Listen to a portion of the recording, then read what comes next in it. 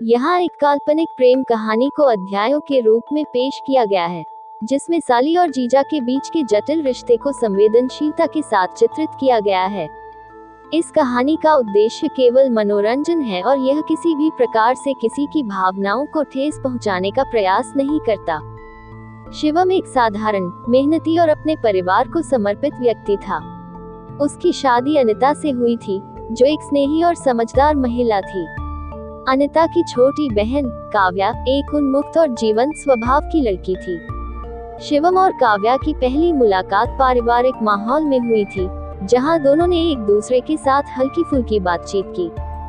हालांकि शिवम ने कभी सोचा भी नहीं था कि काव्या का चुलबुला अंदाज और उसकी बेपरवाह हंसी उसे धीरे धीरे आकर्षित करने लगेगी। वह इसे सिर्फ एक सामान्य भाव समझकर अनदेखा करने की कोशिश करता रहा। काव्या की पढ़ाई के लिए कुछ समय तक वह शिवम और अनिता के घर रहने आई। अनिता ने अपनी बहन का स्वागत किया, लेकिन शिवम ने महसूस किया कि काव्या की उपस्थिति उसके दिल में एक हलचल पैदा कर रही है। काव्या का स्वाभाविक खुलापन और उसकी मासूमियत उसे और भी प्रभावित कर रही थी। एक दिन बारिश के दौरान सभी घर पर थे। काव्या ने चाय बनाते हुए शिवम से मजाक में कहा, जीजा जी, आप तो बहुत गंभीर रहते हैं, कभी मजाक नहीं करते। शिवम ने पहली बार सहज होकर मुस्कुराया और दोनों के बीच की दीवारें धीरे धीरे ढहने लगी। समय के साथ शिवम और काव्या के बीच की बातें बढ़ने लगी। हालांकि दोनों ने कभी अपनी भावनाओं को स्वीकार नहीं किया, लेकिन उनके बीच एक अनकहा जुड़ाव बनने लगा। शिवम को हर समय ये डर सताता था कि कहीं ये सब अनिता को पता न चल जाए। काव्या भी इस उलझन में थी कि क्या जो हो रहा है वह सही है। उसने कई बार खुद को समझाने की कोशिश की, लेकिन वह शिवम के प्रति अपने मन में उठने वाले भावों को रोक नहीं पाई। एक दिन काव्या ने हिम्मत करके शिवम से कहा, जीजा जी, मैं जानती हूँ कि हमारे बीच जो हो रहा है वह गलत है, लेकिन मैं इसे नजरअंदाज नहीं कर पा रही हूँ। शिवम ये सुनकर चौंक गया। उसने काव्या को समझाया कि उनकी भावनाएं वास्तविक हो सकती हैं, लेकिन उनका रिश्ता समाज और परिवार के नजरिए से अस्वीकार्य है। काव्या रो पड़ी और शिवम ने पहली बार महसूस किया कि उसे खुद को मजबूत बनाना होगा। उसने काव्या से वादा किया कि वह अपने रिश्ते की सीमा तय करेगा और इसे केवल एक पारिवारिक रिश्ते तक ही सीमित रखेगा। शिवम ने अपने और काव्या के बीच दूरी बनानी शुरू कर दी। उसने अपनी पत्नी अनिता के साथ अपने संबंधों को मजबूत करने पर ध्यान केंद्रित किया और काव्या को भी अपने करियर और जीवन पर ध्यान देने की सलाह दी। कुछ महीने बाद काव्या ने घर छोड़कर अपने करियर पर ध्यान केंद्रित किया और शिवम ने खुद को अपने परिवार में पूरी तरह झोंक दिया। समय ने धीरे धीरे सब घाव भर दिए।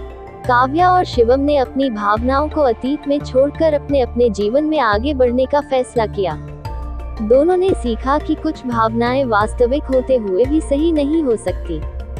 ये कहानी न केवल रिश्तों की उलझनों को दिखाती है, बल्कि यह भी सिखाती है कि सही रास्ते पर चलना ही हर किसी के लिए अच्छा होता है।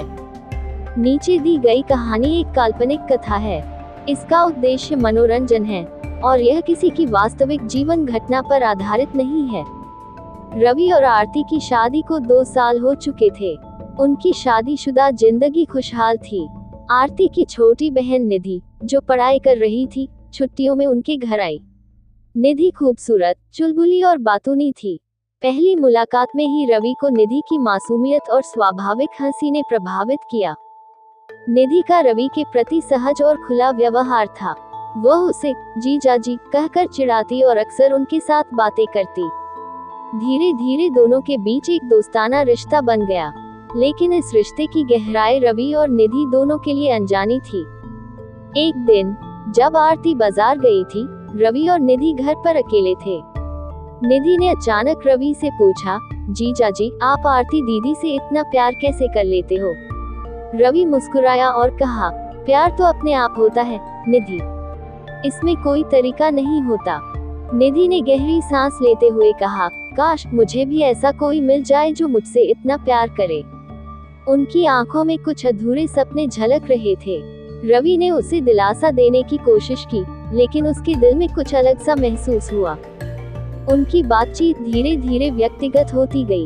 वे अपनी जिंदगी की छोटी बड़ी बातें एक दूसरे से साझा करने लगे। निधि की खिलखिलाहट और रवि का ध्यान उसकी ओर बढ़ने लगा। एक रात परिवार के सभी लोग सो चुके थे। रवि बालकनी में बैठा था और तभी निधि वहां आ गई। उसने चुपचाप रवि के पास बैठकर पूछा, क्या आप कभी ऐसा महसूस करते हैं कि किसी से कुछ कहने की इच्छा हो लेकिन कह नहीं सकते? रवि ने गहरी सांस ली और कहा, हाँ कभी कभी। उनकी आंखें एक दूसरे से मिली और दोनों के दिलों में कुछ अजीब सा हुआ। उस पल में दोनों ने महसूस किया कि उनका रिश्ता अब सिर्फ जीजा साली तक सीमित नहीं रहा। रवि और निधि दोनों ने अपने अपने मन में इस रिश्ते को लेकर अपराधबोध महसूस किया। वे जानते थे कि यह सही नहीं है, लेकिन भावनाएं इतनी गहरी हो चुकी थी कि उन्हें अनदेखा करना मुश्किल था। निधि ने अगले दिन रवि से कहा, मुझे समझ नहीं आ रहा कि ये सब कैसे हुआ। मैं दीदी को कभी धोखा नहीं देना चाहती, लेकिन मैं आपसे दूर भी नहीं रह सकती। रवि ने भी स्वीकार किया कि यह रिश्ता गलत था, लेकिन वह भी उससे दूर जाने की हिम्मत नहीं कर पा रहा था। दोनों ने फैसला किया कि वे अपने दिल की बातों को भूलने की कोशिश करेंगे और इस रिश्ते को एक हद तक ही रखेंगे। लेकिन क्या वे सच में ऐसा कर पाएंगे? कुछ दिनों बाद निधि ने फैसला किया कि वह अपने पढ़ाई के लिए वापस लौट जाएगी। उसने रवि से कहा, शायद दूरी ही इसका समाधान है। रवि ने उसकी बात मान ली, लेकिन उसका दिल भारी था। आरती को इस बात की भनक नहीं लगी और निधि घर से चली गई। रवि और निधि ने अपने रास्ते अलग कर लिए, लेकिन उनके दिलों में वह भावनाएं हमेशा के लिए रह गईं। कहानी यह सिखाती है कि रिश्तों में सीमाएं और मर्यादाएं जरूरी होती हैं। सही और गलत का फैसला आसान नहीं होता, लेकिन अंत में सही निर्णय ही जीवन को सही दिशा देता है।